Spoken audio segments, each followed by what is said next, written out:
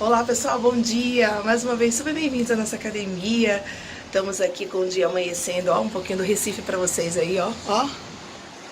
Hoje um dia assim, bem chuvoso aqui em Recife, mas não deixa de ser um dia super agradável. Pessoal, eu queria dividir com vocês uma experiência super interessante. Ontem eu estava em um cliente e nós começamos a falar de Copa do Mundo. Claro, é super natural, nesse período a gente só fala em Copa do Mundo, né? E aí o pessoal me fez uma pergunta: professora Jaciara, será que dá para fazer uma analogia entre planejamento de processo e Copa do Mundo?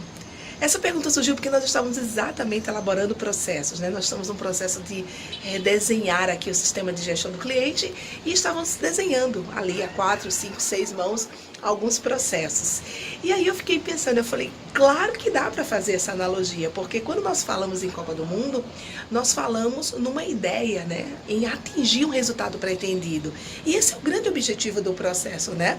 Então hoje, quando a gente fala de Copa do Mundo, qual é o nosso grande objetivo? Conseguir essa estrela, tô até aqui, olha, de camiseta do Brasil, né, torcendo, mesmo com toda essa dificuldade que o país está passando, a gente precisa, e esse espírito patriota é muito difícil, não sai da gente, fica enraizado, é nosso. Talvez essa seja uma das nossas maiores características. E aí esse foi um desafio, né? E aí eu comecei a pensar, eu falei, eu acho que dá para fazer uma relação direta. Direta, por quê? Porque o grande objetivo do mapeamento de processo, como eu falei para vocês, é exatamente esse. É nós garantirmos resultados pretendidos. E aí, bom, missão dada é missão cumprida. Eu falei, olha, aceito o desafio e vou falar sim de mapeamento de processo versus Copa do Mundo. Vem com a gente, vem conferir esse nosso trabalho. Um forte abraço e mais uma vez, bem-vindos à nossa academia. Olá pessoal, muito bem-vindos à nossa academia. Então vamos lá, esse é o nosso desafio. Vamos falar de mapeamento de processo versus a Copa do Mundo. Bom, o que é super importante nós entendermos, pessoal? Toda vez que nós temos um mapeamento de processo, nós estamos buscando entender aquele processo para que nós consigamos desenhá-lo da melhor maneira possível para que ele atinja os resultados pretendidos. Ou seja, pessoal, isso é algo que vai acontecer lá na qualidade. Quando eu estou desenhando os processos de qualidade, eu estou justamente buscando esse entendimento para fazer com que aquele processo dê os melhores resultados, né? E nós vamos ver isso, inclusive, de maneira bem didática. Por isso que a gente está nesse formato de videoaula, porque vocês precisam muito mais da informação da tela, né? Então, isso é um ponto. No meio ambiente também, nós temos processos muito bem definidos. Quando nós temos o monitoramento, por exemplo, dos nossos efluentes, quando nós temos o monitoramento dos nossos resíduos, né? Ou seja, toda a trajetória que aquele resíduo faz dentro da nossa empresa até a sua destinação final. Então, são processos que precisam ser muito bem desenhados. Na saúde e segurança, lá na 45001, a mesma coisa, porque eu posso ter processos voltados para atendimento a requisito legal, processos voltados, por exemplo, para a análise e investigação dos incidentes. Ou seja, eu vou ter o mapeamento de processo muito bem definido, em várias normas ISO, principalmente nessas que nós abordamos aqui no nosso canal. Professora Jaciara, e que relação é essa com a Copa do Mundo, né? Bom, como eu comentei com vocês, isso surgiu ontem, dentro de um cliente, a gente conversando e fazendo um pouco dessa analogia. Bom, primeiro, né, pessoal, é super importante nós entendermos os benefícios de mapearmos esse processo. Quando a gente mapeia processos, a gente está mapeando entradas, né? Então, se nós imaginarmos, por exemplo, hoje nós estamos aqui em pleno clima de Copa, como é que foi feito esse planejamento, né, efetivo para a participação e realização de uma Copa do Mundo?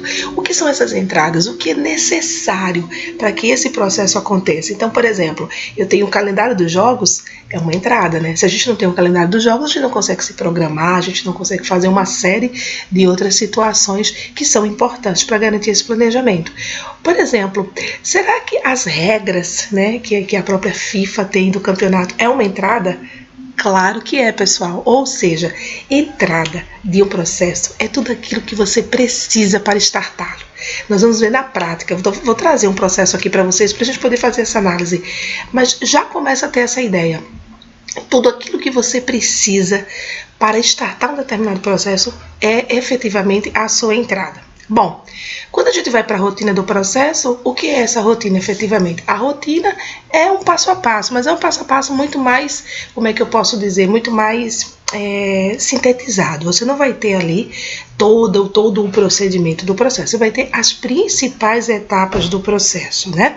Então, se nós estivéssemos falando um pouquinho aí, por exemplo, do planejamento da Copa do Mundo, que seria esse passo a passo. Então, seria como se nós estivéssemos lá determinando as etapas. Então, escalar a seleção, né? A gente fica naquela expectativa ali, escalar a seleção, escalar a comissão técnica, viabilizar toda a parte logística. Então, são rotinas macro que a gente vai colocar ali no corpo do processo, né?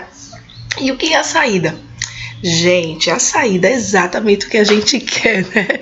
A gente quer ganhar, ó, mais uma estrela aqui nessa camisa. Então, a saída é o resultado, é aquilo que aquele processo entrega, aquilo que ele vai entregar pra gente, né? No nosso caso, a gente queria muito, nós queremos muito aí a taça, né? Essa seria a principal saída para nós, a seleção aí hexacampeã.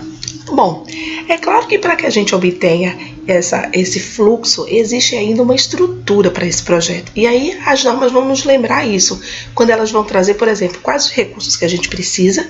Então é super importante dimensionar esses recursos. Então, que tipo de recurso a gente precisa? Nós precisamos ter recursos humanos, nós precisamos ter alguns recursos materiais. Hoje em dia existe muito os softwares, né? Até existem aí os estudos, né, que são feitos pela comissão técnica, por exemplo, que eles vão assistir jogos dos adversários. Você vê sempre eles lá com aquele tabletzinho fazendo anotação. Então, para que exista o apoio a esse processo, os recursos eles são extremamente necessários, né? Uma novidade que as normas estão trazendo agora dentro desse mapeamento de processo é os riscos e oportunidades, porque todo processo ele tem riscos e oportunidades, ou seja, nós temos a oportunidade, por exemplo, dentro desse processo de mostrarmos para o mundo, né, que nós não ficamos naquele 7-1, né, pessoal? Que, como a gente costuma dizer, o pessoal mais jovem costuma dizer, olha, a ficha caiu, mas o trem andou, e, né, como diz nosso povo mineiro, o trem andou, e nós somos uma outra seleção. Então, oportunidade é tudo aquilo que eu consigo trazer de positivo. E muitas vezes a oportunidade ela está ligada a fatores externos. Então, por exemplo, quando um adversário super forte, né, empata, opa, aquilo para mim é uma oportunidade, né? A gente viu isso agora há pouco, ali no jogo do México, por exemplo, com a temida Alemanha, né? Então o México ter ganhado da seleção alemã para nós é uma oportunidade, é um fator externo, é uma oportunidade, né? Algo que foge um pouco ao nosso gerenciamento, mas que pode nos trazer algo positivo. E o que é o risco, pessoal? O risco é exatamente aquilo que está mais atrelado ao meu processo. Por exemplo, foi um risco muito grande nós termos saída do primeiro jogo ali sem a vitória. É um risco, não deixa de ser. Então é aquilo que pode de alguma maneira impactar o meu processo e vai me levar a um resultado que talvez não seja o dos melhores. E aí, para finalizar, pessoal, temos que ter critérios e métodos para medir esse processo. Como é que a gente diz que esse processo está bom ou esse processo está ruim? Através de critérios e métodos de medição. Então, por exemplo, o placar. O placar é uma grande medição dentro desse processo, né? Ou seja, se o placar vai bem, se eu estou ganhando, é sinal que o meu processo ele está bem, ele está rodando de maneira positiva. E se eu estou perdendo? Ele é um indicador que precisa ser corrigido. Aí a gente vai lá no requisito 10 das normas e vai aplicar as ações corretivas, ok? Perfeito? Bom, isso aqui foi a nossa analogia, né? Eu até agradeço. Ontem, conversando, como eu falei com vocês, um cliente, a gente fez esse exercício assim super rapidamente e eu achei muito legal compartilhar aqui com vocês. Agora, vamos trazer isso para dentro dos nossos processos? Então, eu queria trazer para vocês aqui o desenho do mapeamento de processo, né? Um desenho super usual. Eu escolhi aqui o planejamento comercial, né? Então a gente falou bastante de Copa do Mundo, a gente entendeu um pouco dessas ideias de processo, agora vamos trazer isso para a nossa realidade também, que é super importante. Então, por exemplo, dentro de um processo comercial, quais são as entradas que a gente tem? Eu coloquei aqui alguns exemplos, ó. As negociações comerciais, a demanda do mercado, novos produtos, ou seja, são inputs que eu recebo para que a minha área comercial consiga trabalhar o seu processo de maneira mais efetiva. O resumo do processo, então eu coloquei aqui, olha, estabelecimento das metas mensais com a equipe, visitas a clientes efetivos, clientes que a gente já tem, prospecção de novos clientes, pesquisa de satisfação, acompanhamento das propostas, né? Ou seja, o follow-up. Às vezes a gente emite as propostas, então tem que fazer um acompanhamento para tentar finalizar, fechar, e ajustes de propostas e aditivos contratuais, ou seja, aqui seria o resumo rápido daquele processo, né? E que saídas? O que a área comercial entrega? O que a área comercial entrega para uma empresa? Então, ó, novos contratos, contratos aditivados, né? Às vezes o próprio aditivo do contrato é uma nova entrega, resultados financeiros, porque o resultado comercial ele interfere diretamente no resultado financeiro da companhia, e satisfação do cliente, né? Isso também é super importante, porque uma das atividades resumo que eu coloquei aqui foi a pesquisa de satisfação. Professora, eu tenho o hábito de fazer pesquisa separada num outro processo, não tem problema algum. Aqui, como era uma empresa menor, mais enxuta, nós decidimos, dentro do próprio processo de planejamento comercial, já incluir a pesquisa. Fechado?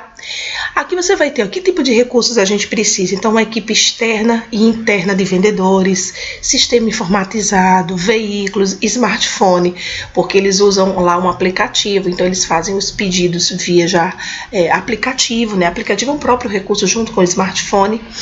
Aí aqui nós vamos ter, olha, riscos e oportunidades, né? Então, quais são os riscos desse processo? Primeiro, o não atendimento aos indicadores financeiros da empresa é um risco, né? Se esse processo não rodar, essa entrega não vai ser feita e aí eu não entrego o indicador financeiro. Não gerar melhoria na satisfação do cliente. A 9001 ela traz isso como conceito hoje, a busca da melhoria dessa satisfação, né? De nós aumentarmos os efeitos desejáveis no cliente. E o que nós temos de oportunidade, né? Aumento das vendas, então é uma oportunidade que está relacionada a fatores internos e também externos, né? Porque hoje, por exemplo, no caso desse nosso cliente, devido a todo esse movimento de mercado, isso para ele é um benefício, porque ele tem, como ele é um cliente menor, ele tem conseguido fazer uma inserção em alguns mercados que antes eram feitos apenas por grandes empresas. Então, quer queira, quer não, esse mercado atual está trazendo para ele uma oportunidade. E a otimização de recursos, né? Ele tem investido muito em processos informatizados, então também tem sido uma grande oportunidade para o processo dele. Requer recurso, claro, investimento, mas isso ele tem ganhos significativos nesse processo de informatização, né? Então, como eu falei para vocês, por exemplo, ele usa aplicativo, ele usa um smartphone, então na própria área, na própria rua, o vendedor ele consegue mandar o pedido e ele consegue já processar e atender mais rapidamente o cliente. E como é que a gente pode medir esse processo, né? Através dos indicadores de vendas, é uma maneira. Eles têm também um sistema informatizado lá, eu até coloquei o nome fictício aqui, tá? Esse nome aqui é fictício, é somente para a gente não, por questões de confidencialidade. Então, existe um sistema informatizado. E aqui somente um adendo, tá, pessoal? O critério e o método de medição pode não ser somente o indicador. Ele tem o indicador de venda lá, mas, por exemplo, olha, professor, eu tenho uma planilha Excel que eu gero dados, que eu gero números, que eu gero informação. Eu tenho um sistema informatizado onde todo dia eu entro e verifico o meu status de vendas, o meu acompanhamento. Com certeza, pessoal, isso é o seu critério de medição. E aí, legal? Bom, espero ter tirado aí alguma dúvida sua, espero ter trazido, ter contribuído um pouco mais dentro dessa ideia de mapeamento de processo. Agradeço de coração a presença de vocês aqui no nosso canal. E ó, não esquece, estamos na luta aqui, né? Espero que a seleção tenha feito assim um bom planejamento, né, dessa Copa do Mundo, de seus processos, para que a gente consiga atingir o nosso resultado pretendido, aí, o resultado de tantos brasileiros que, apesar de toda a dificuldade, de tudo que está ocorrendo no nosso país, tem buscado torcer, né, porque a gente sabe que esse espírito patriota nosso, ele é muito grande e talvez isso seja uma das coisas mais bonitas que nós, o povo brasileiro, temos e não podemos perder.